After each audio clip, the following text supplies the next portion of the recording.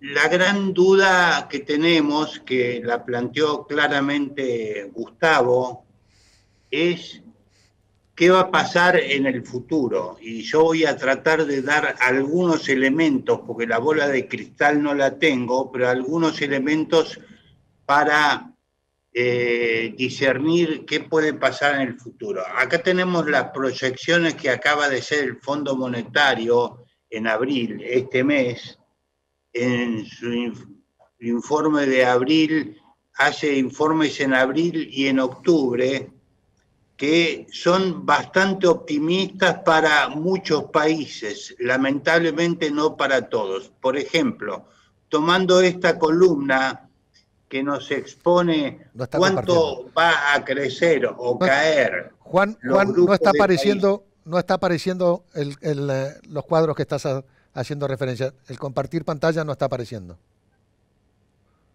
pero yo la estoy compartiendo. No, Está compartiendo pantalla, me dice acá. Bueno, voy a hacer un nuevo intento. Ahí ahí aparece. sí, ahí sí. Bueno, Ahí está, ahora sí, perfecto, Juan. bueno, perdón. La tecnología siempre o a veces nos juega una mala pasada. Decía que en la columna esta, que es 2020-2022, el mundo va a haber superado la pandemia con un número positivo de crecimiento del 7%, incluyendo la proyección para el 2022, que es 4,4%. Ahora, este porcentaje está muy influido por pocos actores relativamente. Estados Unidos, que va a crecer este año 6,4 y el año próximo 3,5, lo cual le va a dar un total de 6,3%, que es muy bueno. Europa más bien floja con 1,2%, pero la clave para nosotros son los emergentes que van a haber crecido, de acuerdo a estas proyecciones, 9,6%, lo cual es una barbaridad. Pero más barbaridad es la de China, que va a crecer entre 2020 y 2022, según el Fondo Monetario, 16,7%. Fíjense que en 2020, cuando todo el mundo cayó, China, bueno, algunos dudan de los números de China, pero grosso modo son ciertos, creció 2,3%, o sea, bastante bien. Y China va a redondear 16,7%, es realmente tremendo. Y esto tiene mucho que ver con el precio de la soja, por decir algo, ¿no? América Latina, y esta es la nota más negativa, va a crecer solamente 0,3%, México va a caer la misma magnitud, 0,3%, y Argentina es de los países que menos va a crecer en este trienio 2021-22, que va a caer 2,4%. Esto es realmente una mala noticia, porque el fondo es pesimista. Si bien va a haber un rebote acá en 2021, este año, de 5,8%, después la ve desacelerándose a la economía argentina.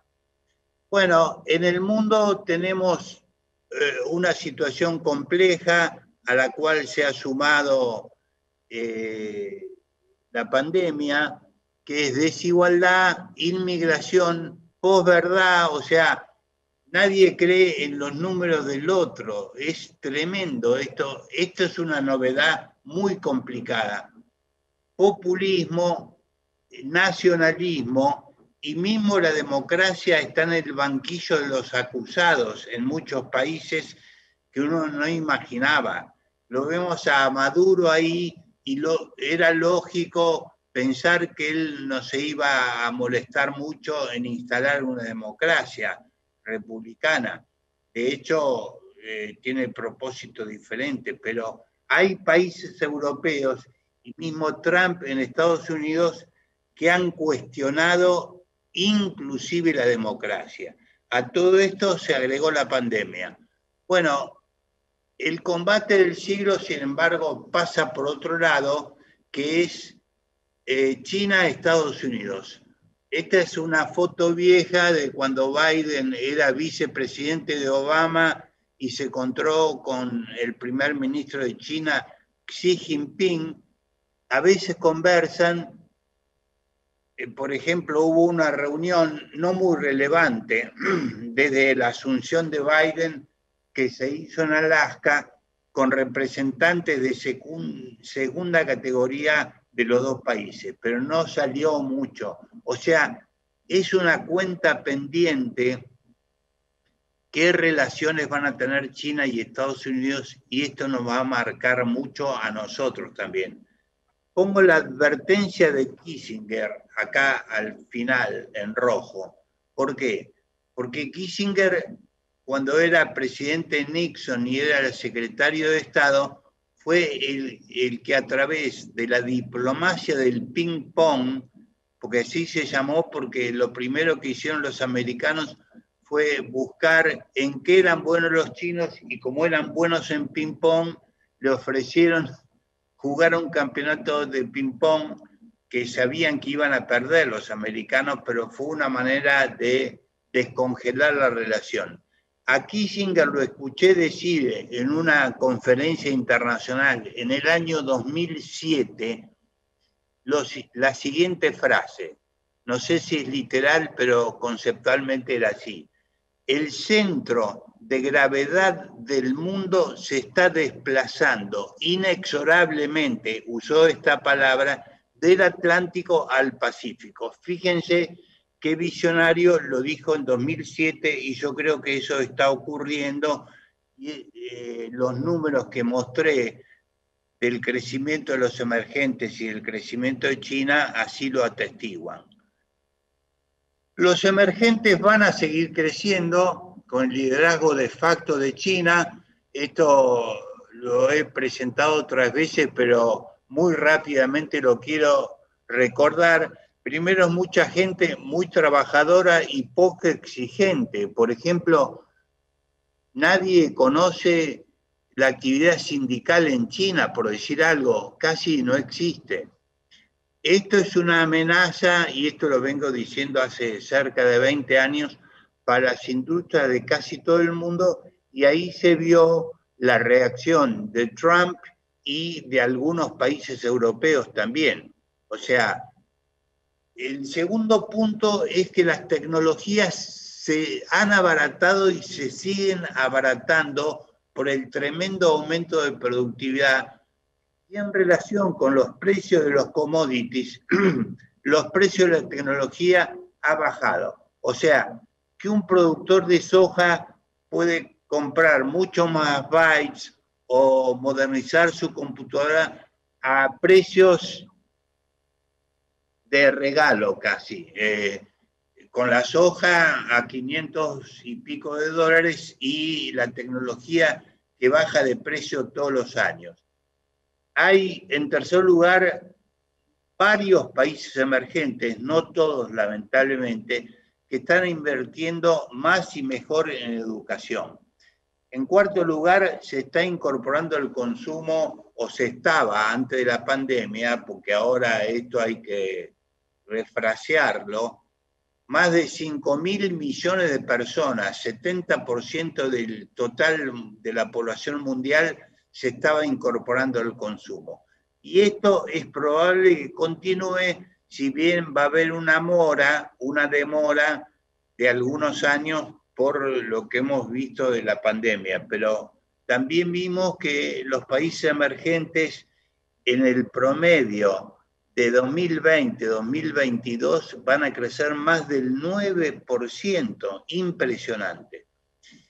Y el quinto factor que explica un poco todos los demás es que las políticas económicas en la mayoría de los países emergentes, no es el caso de Venezuela, no es el caso de Corea del Norte, no es el caso, lamentablemente, tampoco de la Argentina, se han hecho más sensatas. Por ejemplo, todos los países de Asia, aún los que formalmente siguen siendo comunistas, como China y Vietnam, que formalmente son comunistas, siguen economías de mercado, con baja inflación, atracción de inversiones, solvencia fiscal y solvencia externa.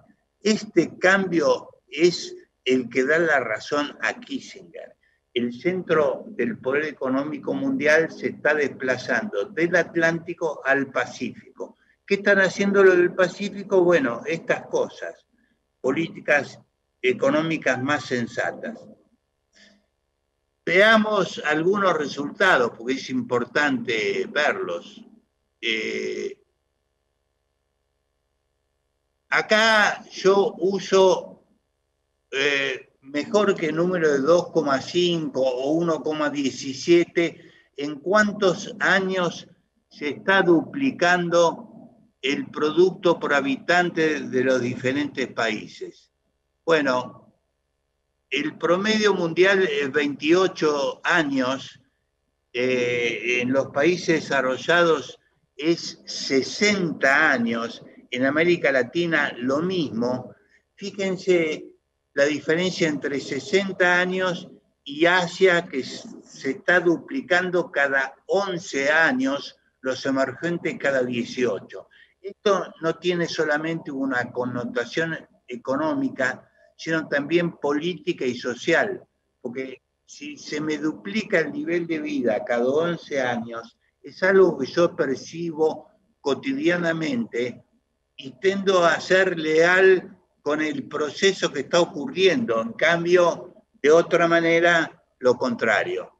Y si exploramos América Latina, vemos que, bueno, Argentina está muy mal, duplicamos nuestro PIB cada 69 años, el único que está peor son dos países, México, que está palo y palo con nosotros, duplica cada 72 años, y Venezuela, que como está cayendo, duplica en infinitos años. La estrella del siglo XXI hasta la pandemia en América Latina era Perú, que creció en promedio al 4,2% anual, 4 veces más que la Argentina, y después los otros países. O sea, tenemos una América Latina que está creciendo muy por debajo de los países emergentes, y esto está influido por el hecho de que los 4 países de mayor tamaño en América Latina, que son México, Venezuela, Argentina y Brasil, estamos creciendo poco. Bueno, ¿cuáles son las perspectivas globales? No me crean mucho porque acá tengo que sacar la bola de cristal. Bueno, yo creo que va a continuar esta tendencia al nacional populismo, quizás un poco atenuado porque Biden piensa distinto que Trump y no está fomentando este proceso.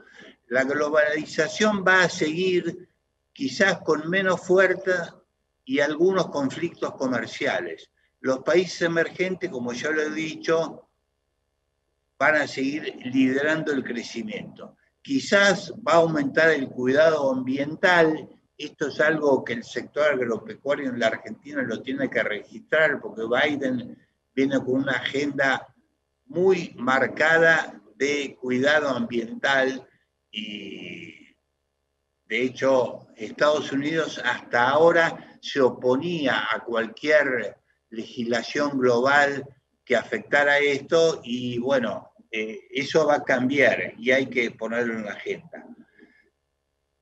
El terrorismo es una incógnita. Hoy la gente está ocupada en otra cosa, está ocupada con la pandemia y los contagios, y entonces hasta el terrorismo hace cuarentena de alguna manera. Permítanme esta cuestión de humor. Ahora, ¿cuál es el principal peligro? Hay una gigantesca liquidez global a la salida de la pandemia por lo mucho que han emitido todos los países del mundo con Estados Unidos a la cabeza. Entonces, si bien hasta ahora el riesgo era el riesgo de una deflación y una trampa de liquidez, vamos a pasar a un riesgo de inflación moderada. No en la Argentina no es moderada, pero la Argentina forma parte de los 5 o 6 países del mundo que tienen mayor inflación, ¿no?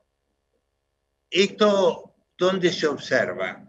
En la fuerte suba del rendimiento del bono, por ejemplo, del bono de 10 años de Estados Unidos, rendía 0,90, menos del 1% hace 3 meses y ahora rinde un poco más del 1,60%. Y aparte tenemos que la deuda global ya asciende, incluyendo deuda pública y deuda privada, a 330% del PIB global. Es una enormidad.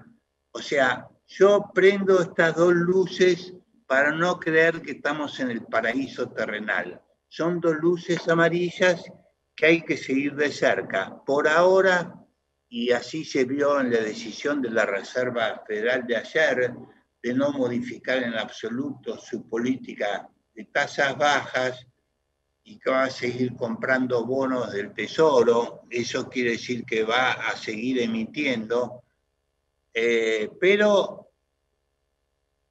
yo no soy pesimista respecto del mundo, pero tampoco era tan pesimista cuando vino la crisis global de 2007-2008. Y ese, un accidente de esas características puede volver a pasar, sobre todo si no se coordinan las políticas macroeconómicas entre Estados Unidos, Europa, Japón, etc.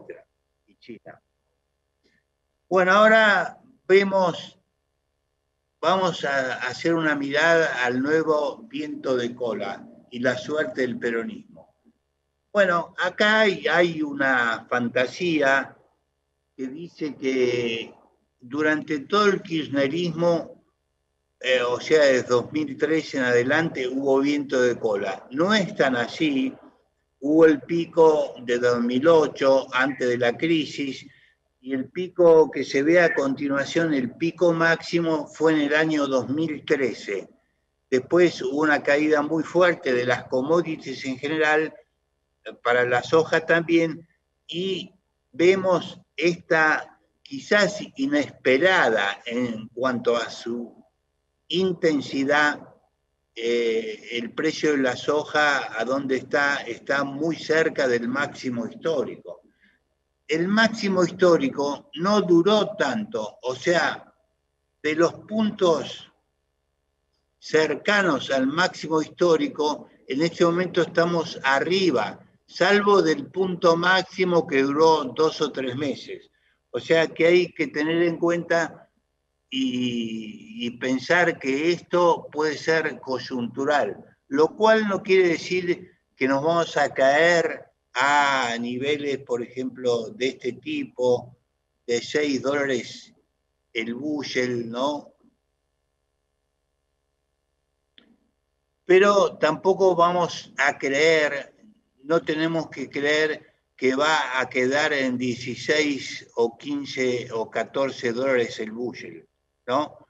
Puede ser una diferente trayectoria, pero en la medida en que sigan creciendo los países emergentes y que no haya accidentes macroeconómicos globales, la Argentina va a tener de aquí en más buenos precios de los granos y los derivados de los granos. Ahora vamos a ver un poco cuál ha sido la trayectoria de los principales. Por ejemplo, el maíz. En maíz, veamos ante todo la tendencia de las exportaciones argentinas.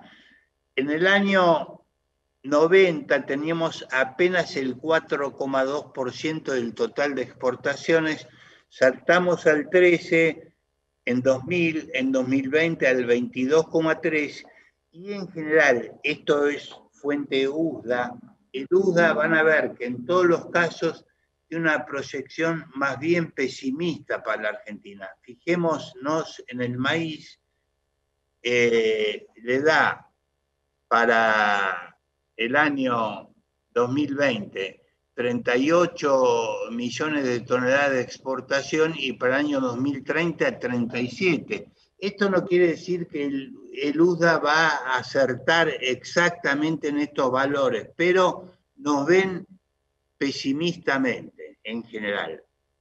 Y fíjense la importación cómo ha crecido de manera sistemática desde 70 millones de toneladas en el año 2000 a un proyectado de 225,8 millones en el año 2030, que hace el USDA.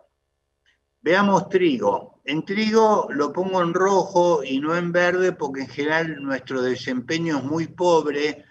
Teníamos el 10% de la exportación global, ahora hemos bajado al 7% después de estar en el 5,7%, y la proyección, como les digo, en todos los casos es pesimista. USDA respecto de nuestra exportación la ve creciendo de 13,15 millones a 15,3 millones entre 2020 y 2030. O sea, pesimista. Ahora entramos a grano de soja. Fíjense lo que ha sido la evolución de la participación de China. Del 10% pasó al 52% en 2010, al 59% en 2020 y a 63,8% en el total de importaciones de grano de soja. Ellos siguen la política de tratar de industrializar, como bien lo sabemos nosotros, in situ, en China. Y vamos a ver cómo los otros componentes han caído. Por ejemplo, la participación de China en las importaciones de aceite de soja han bajado del 25,8% que estaba en el 2010 al 6,6% proyecta USDA para el 2030, pero ya en 2020 que ocurrió era apenas 7%. O sea, digamos la tercera parte de lo que China importaba de aceite de soja en el 2010. O sea, ha habido una caída muy importante. Y Argentina, bueno, ¿por qué lo pongo de este color? Que es un color, no es ni verde ni rojo, es amarillo, porque Argentina tenemos que contemplar que no es bueno ser el principal exportador y tener el 54% de las exportaciones. ¿Por qué? Por la sencilla razón que dejás o vas dejando de ser un país pequeño cuya cantidad de exportación no incide en el precio. Cuando vos estás arriba del 50%, como es el caso de la Argentina, del 45% era ahora, pero el USDA proyecta 54%, hay una luz tenue. No es un tema tan complicado, pero los precios de la exportación argentina, si Argentina quiere aumentar mucho la exportación, se va a encontrar con una caída de precios. Y algo similar ocurre con la harina de soja, donde China ha virtualmente desaparecido de la importación. Fíjese, tenía el 3,7% y ahora el USDA directamente lo excluye de los principales importadores, y Argentina está en el 45%, más o menos ahora en el 40,3% y proyecta USDA el 44,7%. Y finalmente tenemos la carne vacuna, donde, bueno, estuvimos navegando en una decadencia muy marcada entre 2010 y 2020, sobre todo a partir de 2016, empezó a aumentar la exportación argentina y el USDA proyecta que se mantenga la participación de la Argentina en 12,2,3%. La participación de Asia es importante, no así la de China. Asia, fíjense que está importando el 54% de la carne vacuna y se proyecta el 57%. Los emergentes 73 están importando y van a pasar, según USDA, al 78%, pero no está China ahí. China, bueno, es un cliente potencial que yo creo que hay que considerar como se está viendo, ¿no? Esto lo están viendo ciertamente los productores. En definitiva, vemos un panorama donde el mundo, o sea, en este caso representado por el USDA, no nos ve creciendo mucho en los market shares. Y segundo punto, dentro de un clima que generalmente es más bien optimista porque el crecimiento de los emergentes, los precios de los granos están muy altos, etcétera, o sea que el clima general es optimista, tenemos que tener una mirada de buscar, de diferenciar clientes, porque si no podemos llegar a tener un problema con los precios de aquellos rubros como aceite de soja y harinas de soja, que estamos cerca de la mitad de las exportaciones mundiales. Y esto es un cuadro que encontré, fíjense, 1990, 2016, carne vacuna, Argentina menos 2%, Australia más 21%, bueno, India 97%, Brasil 85% de aumento y Argentina menos 2% en 90-16. O sea, la oportunidad que tiene la Argentina en materia de carne vacuna es muy relevante. Con ver el caso de Brasil es obvio, hay que estudiar el caso de Brasil. Yo no subrayé, pero fíjense, Brasil exportaba 485 millones de toneladas, 485.000 toneladas en el año 2000 y ahora está en 3.800.000 proyectado por USDA para el 2030 y en 2.600.000 para el 2020. O sea, tenemos el caso de Brasil y hay que seguirlo. Ahora, como balance final, ¿qué sacamos de todo esto? Bueno, por un lado, yo creo, como factores favorables, el crecimiento de los países emergentes va a continuar. No se olviden nunca de la frase de Kissinger, porque dentro de los países emergentes el rol de Asia es fundamental. Y ojo que atrás viene África, que por ahora es un consumidor incomparable con Asia, pero va a ser el sucesor de Asia. Una vez que Asia llegue a niveles de vida mayores, África hay que tenerlo en el radar. O sea que yo creo que en base a esto habrá buenas chances de negocios privados y también negocios a medida por fuera del mercado, con este proyecto que me ha sorprendido de un mega criadero de cerdos que habría propuesto en una especie de contrato de leasing con Argentina. No conozco los detalles, alguno de ustedes me puede explicar, pero yo estos acuerdos que no son vía mercado, en principio le desconfío. No lo afirmo, lo sospecho, no lo afirmo. En contra tenemos el hecho que si lo desaprovechamos en la abundancia, cuando la economía ha crecido, será difícil evitarlo en la escasez. Tenemos la pandemia COVID, la alta demanda de gasto público, el aumento de la pobreza, 10 años de estancamiento que antes no estaban en el viento de cola, no estaban estos 4 ingredientes.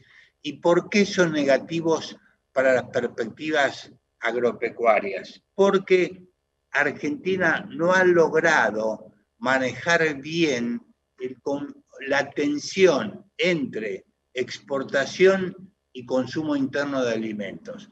Mientras no encontremos un sistema que no sea el estancamiento, imponiendo impuestos como los impuestos a la exportación, que ningún país del mundo tiene en la magnitud de la Argentina, vamos a seguir dando vueltas y no nos vamos a poder proyectar como realmente participantes importantes en los mercados, como nos vemos, cómo nos ve el mundo. En los 5 mercados, en los 6 mercados que yo reporté, nos ve con tendencia al estancamiento en cuanto a nuestra participación o aún en la caída.